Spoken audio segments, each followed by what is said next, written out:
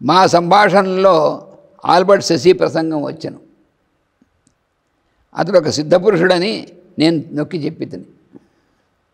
కానీ ఆమె మాత్రము వానికి అంగీకరించలేదు. అంటే ఆయన శిష్యురాలే, కానీ ఈ విషయాన్ని సిద్ధపురుషుడు అంటే ఎందుకని చెప్తున్నారు. అతనికి కొన్ని లోపములు ఉన్నవనియు అతని భార్యయు బిడ్డలు అతనికి సుఖము చేకూర్చక వ్యతిరేకంగా ప్రవర్తించరనియు ఆ పలికెను. కుటుంబంలోని ఇతర వ్యక్తులు మంచివారు కాకపోవటకును అతడు సిద్ధపురుషుడు అగుటకును సంబంధం లేదనంటిని. కానీ ఎందులకు ఆమెకు పూర్తిగా నచ్చలేదు. కుటుంబంలో వాళ్ళు ఇదైతే ఆయనకే సంబంధం. అదే మరి ఇప్పుడు ఏంటంటే ఈ ప్రయాణం అనేటువంటి దాంట్లో ఇప్పుడు ఈ ఫ్రాన్స్ ప్రయాణం చేశారు. ఫ్రాన్స్లో ఏం చేశారు కదా, ఈ ఫ్రాన్స్లో నుంచి ఇప్పుడు స్విట్జర్లాండ్ కూడా ఎంటర్ అవుతారు. బెల్జియం, ఫ్రాన్స్, తర్వాత స్విట్జర్లాండ్. ఇంతలో మేము స్విట్జర్లాండ్ సరిహద్దుల్లో ప్రవేశించింది. అది ఒక మహిమాన్వితమైన పవిత్ర భూమి అని నా మనస్సును కనిపించాను. బహుశతాబ్దముల నుండి యుద్ధము చేయు ఆవశ్యకతను తిరస్కరింపగలిగిన దేశం అది. అది మెయిన్ మాస్టర్. ఎందుకు స్విట్జర్లాండ్ చేశారంటే అక్కడ ఇంచుమించు 10 శతాబ్దం, బహుశతాబ్దం, 10 కాదు ఇంకా ఎక్కువ శతాబ్దాల నుంచి అక్కడ యుద్ధం జరగలేదు ఆ దేశం. కాబట్టి శాంతి అనేటువంటిది, అది సామరస్యం అనేటువంటిది నాగరికతలో మిగిలిన జాతుల్లో అగ్రగాములైన జాతులు తరగతికి చెందిన వారే కూడా ఈ దేశం వారు ఆత్మధర్మము చేత శాంతిని ప్రేమించేవారు. అది సహజంగా వాళ్ళు శాంతి అనేటువంటి చాలా ఇష్టం. అందుకని అన్ని శతాబ్దాల నుంచి యుద్ధం లేదంటే మరి ఎంత విశేషం కదా. రెండు ప్రపంచ మహాసంగ్రామం సమయంలో కూడా అంటే చుట్టూ యుద్ధాలు జరిగాయి. స్విట్జర్లాండ్ మధ్యలో ఉంటుంది.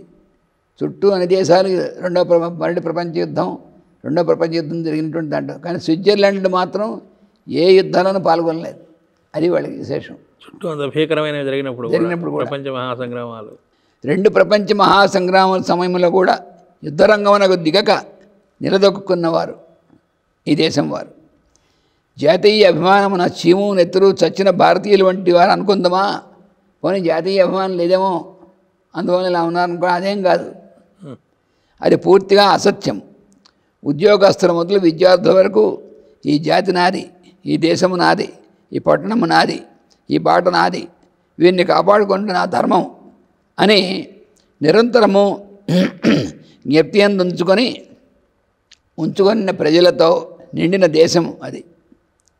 ప్రతి ఒక్కళ్ళు కూడా ఈ దేశం నాది అనుకున్నటువంటి వాళ్ళు ఏం చేస్తారు, ఎక్కడ ఎలా చేయాలన్నా కూడా వాళ్ళు తప్పకుండా దానికోసం పనిచేస్తారు. పోనీ పిరికివారు అనుకుందామా? పౌరులందరూ బుద్ధిపూర్వకముగా ప్రభుత్వ రక్షణ దళమున పనిచేస్తున్నవారు. ఆ దేశంలో ఉన్న వాళ్ళందరూ కూడా వాళ్ళు తప్పకుండా కొన్ని సంవత్సరాలు ఆర్మీలో ట్రైనింగ్ అయ్యి రావాలి. కూడా బుద్ధిపూర్వకంగా బలవంతంగా కాకుండా వాళ్ళందరూ వాళ్ళు వాలంటరీగా ఆర్మీ ట్రైనింగ్ అయ్యి వస్తారు. అయినప్పటికీ యుద్ధాలు చేయరు. అంటే చేతకాని వాళ్ళని అర్థం కాదు. హిట్లరు రెండవ ప్రపంచ మహాసంగ్రామమున బెదిరించినప్పుడు అతనికి లొంగనిది వీరొక్కరే. వాళ్ళు హిట్లర్కి లొంగలేవాళ్ళు, యుద్ధం చేయలేదు. ఫ్రాన్స్పై దాడి చేయుటకు ఆల్స్ పర్వతములో నుండి దగ్గర దారిని కాపాడుకొనుటకు అనుమతి కావాలని హిట్లరు స్విట్జర్లాండ్ ప్రభుత్వం నాకు కబురు పంపాను. వాణిజ్యమునకు అయినచో అంగీకరించము కానీ యుద్ధపు పనులకు అంగీకరింపమని జవాబును పొందాను. గట్టిగా చెప్పారు, నీకు వాణిజ్యం కోసమైతే దారిస్తాం, యుద్ధం కోసమైతే మేము దారి ఇవ్వమని చెప్పారు. ఆయనను సాహసించి ఒక యుద్ధపు ట్యాంకును పంపగా స్విట్జర్లాండ్ గెరిల్లా దళములు అడ్డుకొని స్వాధీనం చేసుకున్నది. ఆ సమయమున స్త్రీ పురుషులు పెద్దవారే గాక విద్యార్థులు కూడా ఆయుధములు ధరించి అప్రమత్తులై చరించిట. అటుపైన హిట్లర్ మరల ఆ దేశ ప్రసక్తి తేలేదు. అంత హిట్లర్ కూడా స్విట్జర్లాండ్ జోలికి ఇంక రాలేదు. దేశం అంతా అలాంటి వాళ్ళు ఉంటే ఎవరు మాత్రం సాధిస్తారు. దేశ వాతావరణము గంధర్వుల భూమి వల్లనే కనిపించను. ఆ కొండల పచ్చదనము, సమశీతల వాతావరణము, చిరు మంచు పొరల నుండి సముద్ర పుష్కరిణి మీదుగా నిర్మేయమై నీల దేహఛాయలతో తళుకించున్న ఆకాశము నా కన్నులకు ప్రత్యేకతతో పొడగట్టినది. జెనీవా సముద్ర పుష్కరిణి, లేక్ ఆఫ్ జెనీవా యొక్క సౌందర్యము చూడవలనే కానీ వర్ణింపనలవి కాదు. అది సుమారు 60 చదరపు మైళ్ళ విస్తీర్ణం కలిగి ఉన్నది. చాలా పెద్దది జెనీవా లేక్. దాని తీరమున 3 పక్కల వలయాకారమున చిన్న చిన్న పట్టణములు అనేకములు ఉన్నవి. 4వ వైపున చంద్రవంకల వలె ఆల్స్ పర్వత శ్రేణి అలంకరించి ఉన్నది. ఇప్పుడు ఇక్కడి నుంచి స్విట్జర్లాండ్ యాత్ర గురించి వివరణ అన్నమాట. అతి దీర్ఘమైన కారు ప్రయాణము మాకు విసుగు అనిపించలేదు. ఎందుకనంటే మరి ప్రకృతి సౌందర్యం అంతగా, ఆ లేక్స్ అవన్నీ కూడా చాలా బాగుంటాయి. కానీ సారథ్యము చేయుచున్న ఎలిజబెత్ అలసటతో నీరసముగా 3 మార్లు ఆవలించాను. డ్రైవ్ చేసేవాళ్ళు ఆవలిస్తే ప్రమాదం కదా.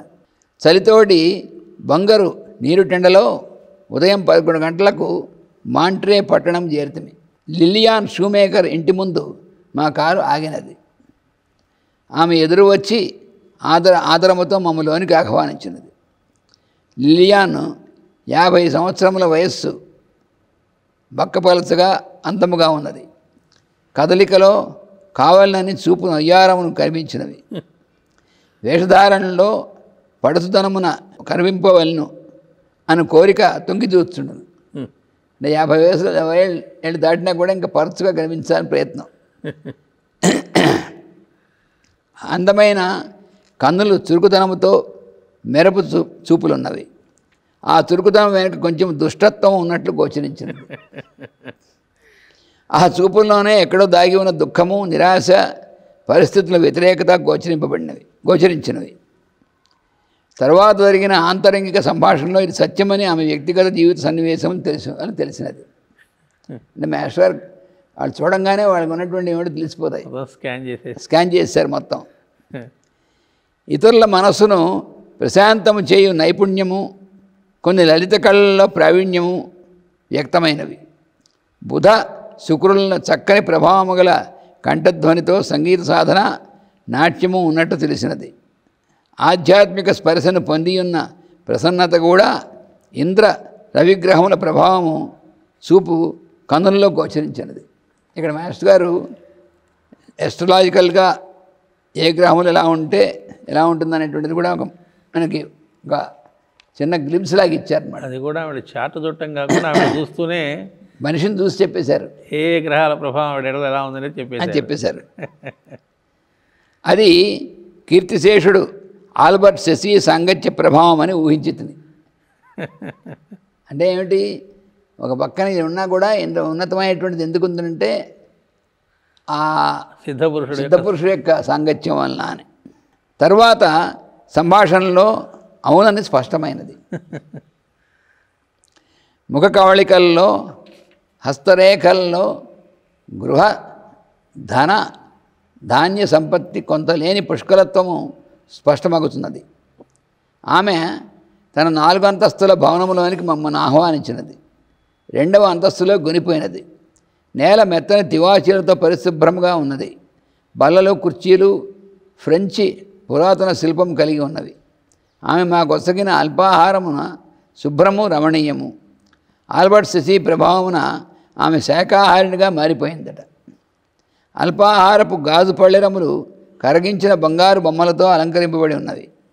చిన్న వెండి చెంచాలు బంగారు పిడులతో ఉన్నవి. అలంకరింపబడిన వస్తువులన్నీ అరుదైన సేకరణలు.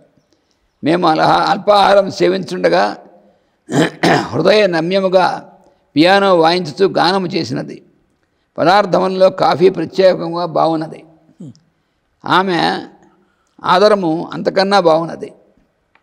నేను ఇల్లు నలుమూలలా తిరిగి పరిగించి ఆనందించుతని. నా వసతి కొరకు ఒక ప్రత్యేకమైన గది ప్రత్యేకింపబడిన అచ్చట ఉన్న దివ్యజ్ఞాన గ్రంథములను పరిగించుండగా భోజనమునకు వడ్డైనది తెలియజేయచ్చు కమ్మని నేతి వాసన నన్ను ఆహ్వానించినది. వ్యర్థము కాని పుష్కలత్వము, ఆడంబరం లేని అలంకరణ ఎల్లెడలా కనిపించినది.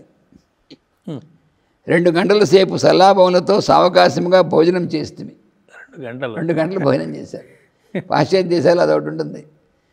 మిగతా అప్పుడేమో హడావిడి పడిపోతుంటారు. భోజనాల దగ్గర మాత్రం గంటలు గంటలు మాట్లాడుకుంటుంటారు. భోజనానంతరము ఆమె తన జాతకము హస్తరేఖలు చూపి ముఖ్య జీవితాంశములను గూర్చి సలహాలను కోరినది.